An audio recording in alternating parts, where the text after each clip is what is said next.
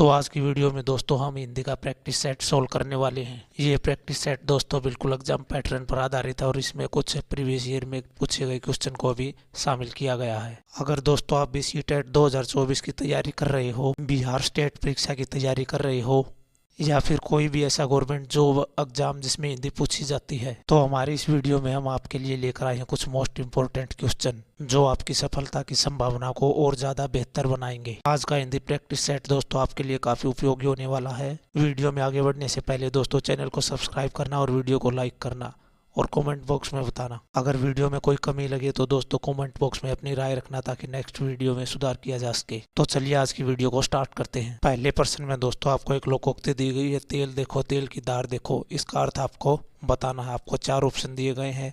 लापरवाही से नुकसान होता है, तेल की धार देखकर तेल का परीक्षण करना चाहिए, काम करते समय उसकी पहचान करना, या फिर ऑप्शन डी रुख पहचानना। तो इस क्वेश्चन का दोस्तों आपका राइट आंसर होगा ऑप्शन डी रुख पहचानना। तेल देखो इसकी धार देखो, इसका अर्थ होता है दोस्तों परिस्थिति को पहचानना, परिस्थिति को भांपना, एक तरह से हवा के रुख को पहचानना। एग्जाम्पल के तौर पर दोस्तों जैसे इलेक्शन के टाइम पर MP MLA अपनी पार्टी को चेंज कर देते हैं तो वे जो है पहले से ही परिस्थिति को भांप लेते हैं, हवा के रुख को पहचान लेते हैं। दूसरे प्रश्न में दोस्तों आपको एक शब्द दिया गया अभ्यागत। आपको बताना है कि इसका संधि विच्छेद क्या होगा। ऑप्शन ए में अभि प्लस आगत, ऑप्शन बी अभ्य प्लस आगत, ऑप्शन सी अभ्य प्लस आगत, या फिर ऑप्शन डी इनमें से कोई नहीं। तो इस क्वेश्चन का राइट आंसर होगा ऑप्शन ए अभि प्लस आगत। जहाँ पर दोस्तों छोटी बड़ी के साथ ए और आ का लोप होता है तो पहले अक्षर का अंतिम वर्ण आधा करके लिखा जाता है। प्रश्न नंबर 3 में दोस्तों आपको एक शब्द दिया गया बुढ़ापा। आपको बताना कि इसमें कौन सी संज्ञा होगी, व्यक्तिवाचक, जातिवाचक, भाववाचक, या फिर इनमें से कोई नहीं। तो आपके इस क्वेश्चन का राइट आंसर होगा ऑप्शन सी भाववाचक संज्ञा। बुढ़ापा शब्द में कौन सी संज्ञा है, भाववाचक संज्ञा। इस प्रश्न में दोस्तों आपको अनेकार्थी शब्द दिया गया है। जैसे इंग्लिश में इडियम होते हैं दोस्तों, उसी तरह से हिंदी में अनेकार्थी शब्द होते हैं। तो यहाँ आपको दिया गया इंदर का वन, इसका अनेकार्थी शब्द आपको बताना है। तो इसका आपका राइट आंसर होगा ऑप्शन ए। तो इस प्रश्न में दोस्तों आपको बताना कि कुकुरमुत्ता की रचना किसने की। Option A Nirala, B Maithili, C Premchand, D Kalidas. तो इस प्रश्न का आपका राइट आंसर होगा ऑप्शन ए निराला। प्रश्न नंबर 6 में दोस्तों आपको एक पुस्तक दी गई है प्रेम सागर। आपको बताना है कि इसके रचनाकार कौन थे। सूरदास थे, कालिदास थे, लल्लूदास थे, तुलसीदास थे। तो प्रेम सागर की रचना किसने की, लल्लूदास ने, ऑप्शन सी। प्रश्न नंबर 7 में दोस्तों आपसे पूछा कि अधिकतर भारतीय भाषाओं का विकास किस लिपि में हुआ। ऑप्शन ए शारदा लिपि, बी खरोष्ठी लिपि, सी कुटिल लिपि, डी ब्राह्मी लिपि। तो इस क्वेश्चन का आपका राइट आंसर होगा ऑप्शन डी ब्राह्मी लिपि। ब्राह्मी लिपि जो है दोस्तों वो वैदिक कालीन लिपि है, इसको सबसे प्राचीन लिपि माना गया है और जो दूसरी लिपियां वो भी इसी लिपि से। ब्राह्मी लिपि की खोजकर्ता कौन है दोस्तों, जेम्स प्रिंसेप। सम्राट अशोक के अधिकतर अभिलेख किस लिपि में लिखे गए, ब्राह्मी लिपि में। ब्राह्मी लिपि दोस्तों बाएं से दाएं लिखी जाती है, जबकि खरोष्ठी लिपि दाएं से बाएं लिखी जाती है।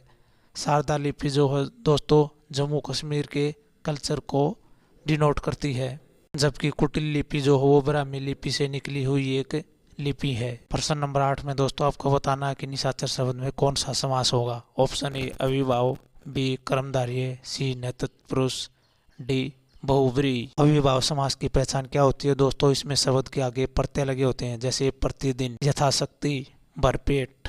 प्रतिदिन में प्रति उपसर्ग, यथाशक्ति में यथा उपसर्ग और भरपेट में भर उपसर्ग का प्रयोग हुआ है। इसके बाद कर्मधारय समास की पहचान क्या होती है दोस्तों, कैसे लगाकर। अगर आपको कैसे का उत्तर मिल जाता है तो वहाँ कर्मधारय समास होता है, जैसे नीला अंबर, कैसा अंबर, नीला अंबर। नैतत्पुरुष समास की पहचान क्या होती है दोस्तों, इसमें समास का विग्रह करने पर का, की, को, में से निकले आदि शब्दों का प्रयोग किया जाता है। यहाँ पर आपको निशाचर शब्द दिया गया जिसका अर्थ होता है निशा में विचरण करने वाला, अर्थात राक्षस या फिर भूत प्रेत। निशा का अर्थ होता है रात्रि। तो right answer is option D. इस प्रश्न में दोस्तों आपको एक शब्द दिया गया है निर्वाह। आपको बताना है कि इसमें कौन सा उपसर्ग लगा हुआ है। तो उपसर्ग जो वो शब्द के आगे लगते हैं और प्रत्यय जो होते हैं वो शब्द के पीछे लगते हैं। तो निर्वाह शब्द में कौन सा उपसर्ग होगा, ऑप्शन सी निरुपसर्ग। आपका ये प्रश्न दोस्तों बिहार स्टेट में पुलिस में पूछा गया, तो इसमें आपको क्या शब्द दिया है? कमल। आपको बताना है कि किस प्रकार का शब्द है, रूढ़ है, यौगिक है, योग रूढ़ है। तो यहाँ पर दोस्तों आपका राइट आंसर होगा ऑप्शन ए रूढ़। रूढ़ शब्द की पहचान क्या होती है? जो शब्द एक विशेष व्यक्ति या वस्तु के लिए प्रयोग हुआ हो वह रूढ़ शब्द होता है। तो कमल जो है अपने आप में एक विशेष व्यक्ति के नाम को निरूपित करता है, तो यहाँ रूढ़ शब्द होगा। रूढ़ शब्द की दूसरी पहचान ये होती है दोस्तों, जब शब्द को खंडित किया जाता है तो उसके शब्दों का कोई अर्थ नहीं निकलता, कोई सार्थक अर्थ नहीं बनता। जबकि यौगिक शब्द में जब शब्द को खंडित किया जाता है तो दोनों शब्दों का अपना एक अर्थ निकलता है। जैसे पाठशाला, पाठ प्लस शाला, इन दोनों शब्दों का अपना एक अर्थ है। योग रूढ़ शब्द वे शब्द होते हैं दोस्तों जिनका अपना एक विशेष अर्थ होता है। जैसे लंबोदर, लंबोदर का अर्थ होता है श्री गणेश। इस प्रश्न में दोस्तों आपको बताना है कि कौन सा शब्द अनेकार्थी शब्द नहीं है। आपको 4 ऑप्शन दिए गए हैं, अंबर, अनंत, गुरु और अभिनेत्री। अंबर जो शब्द दिया गया दोस्तों उसके अनेक अर्थ निकलते हैं, जैसे नभ, आसमान, गगन। इसके बाद गुरु, गुरु जैसे शिक्षक, अध्यापक आदि। अनंत, अनंत का मतलब होता है अंतरहित, जिसका कोई भी अंत न हो। अभिनेत्री, अभिनेत्री आपका यहाँ राइट आंसर होगा ऑप्शन डी, यह एक अनेकार्थी शब्द नहीं है। इस प्रश्न में दोस्तों आपको 4 शब्द दिए गए, आपको बताना कि कौन सा शब्द संज्ञा है। ऑप्शन ए में क्रोध, ऑप्शन बी में क्रोध, ऑप्शन सी में क्रोधी, ऑप्शन डी क्रोधित। तो यहाँ आपका राइट आंसर होगा ऑप्शन बी क्रोध। संज्ञा शब्द की परिभाषा क्या होती है दोस्तों? जो शब्द किसी विशेष व्यक्ति, वस्तु, स्थान, गुण, दशा या भाव का बोध कराएं उन्हें संज्ञा शब्द कहते हैं। तो क्रोध शब्द से जो है व्यक्ति के स्वभाव का पता चलता है। इस प्रश्न में दोस्तों आपसे पर्यायवाची शब्द पूछा गया है, आपको बताना है कि भुजंग का पर्यायवाची क्या होगा। ऑप्शन ए केचुआ, बी गिरगिट, सी सर्प, डी तोता। तो इस प्रश्न का आपका राइट आंसर होगा ऑप्शन सी सर्प। इस प्रश्न में दोस्तों आपको एक खाली स्थान दिया गया जिसको आपको भरना है। सभी धर्मों में खाली स्थान प्रवणता को महत्व दिया जाता है। ऑप्शन ए आचार, बी विचार, सी सत्कार, डी व्यवहार। प्रवणता का अर्थ होता है सरलता, तो सभी धर्मों में जो है व्यवहार की सरलता को महत्व दिया जाता है। आपका राइट आंसर होगा ऑप्शन डी। इस प्रश्न में दोस्तों आपको ग का उच्चारण स्थान बताना है। मुर्दा होगा, कंठ होगा, तालु होगा, दंत होगा। तो क, ख, ग ये जो है कौरग में आते हैं, और कौरग में आने वाले सभी वर्णों का उच्चारण स्थान क्या होता है? कंठ, ऑप्शन बी। इस प्रश्न में दोस्तों आपको एक वाक्य का पहला और आखिरी पार्ट दिया गया है और बीच वाले पार्ट को आगे पीछे करके लिखा है। आपको इसे सही क्रम में जचाना है। तो राष्ट्रपति के बाद हम कौन सी लाइन लिखेंगे? अपने अधिकारों के प्रयोग के लिए। इसके बाद कौन सी लाइन लिखेंगे? किसी न्यायालय के प्रति। इसके बाद लिखेंगे उत्तरदायी नहीं, और सबसे लास्ट में लिखेंगे क्योंकि उसके सारे कार्य मंत्री परिषद द्वारा संपन्न होते हैं। तो ये होगा इसका बिल्कुल सही क्रम, option C is right answer. इस प्रश्न में दोस्तों आपसे वाक्य का प्रकार पूछा गया है। आपको 4 ऑप्शन दिए गए, आपको बताना है कि कौन से ऑप्शन में संयुक्त वाक्य है। ऑप्शन ए में दिया है कि जो परिश्रम करता है वही आगे बढ़ता है, यह एक मिश्र वाक्य है क्योंकि इसमें वाक्य का दूसरा भाग पहले पार्ट पर आश्रित है।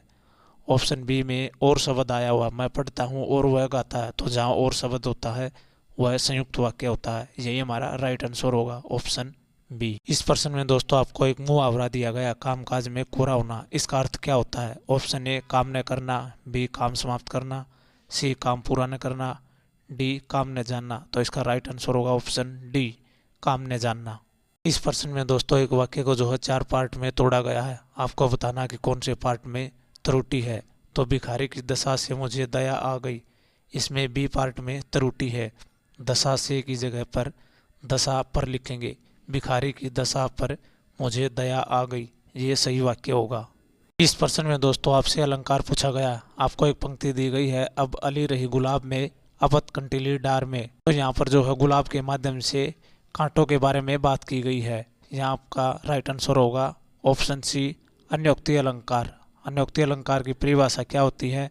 जहाँ एक व्यक्ति के माध्यम से किसी अन्य व्यक्ति के बारे में बात की जाए वहाँ पर अन्योक्ति अलंकार होता है। तो आज की वीडियो में बस इतना ही पढ़ेंगे दोस्तों। वीडियो में अंत तक बने रहने के लिए आप सभी का बहुत बहुत धन्यवाद।